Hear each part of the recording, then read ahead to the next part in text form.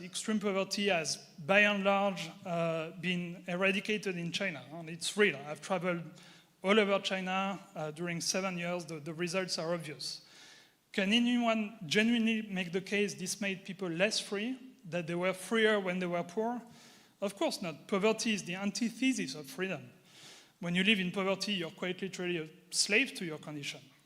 Many have forgotten this, but FDR, Roosevelt, in 1941, gave a so-called Four Freedoms speech, where he defined freedom from want and freedom from fear as two of the four freedoms America ought to achieve.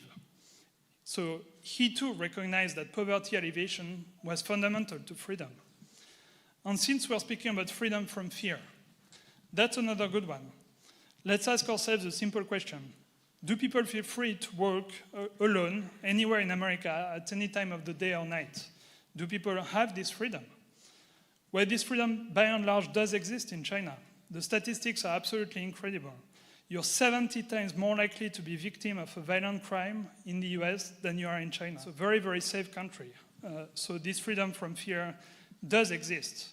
But I will conclude with probably the biggest form of freedom, a freedom that the General de Gaulle used to describe as the precondition for all other freedoms, and that is your independence as a country, your collective freedom to determine your own future. China is unarguably the freest country in the world in that regard, as it cannot be even remotely considered as being anyone's vassal state, and it just doesn't do military alliances. It doesn't have any. In fact, many argue that it's precisely this independence that's driving the current attempt to contain China. So this high level of sovereignty allows China to focus on internal development and to maintain its freedom of action on the international stage.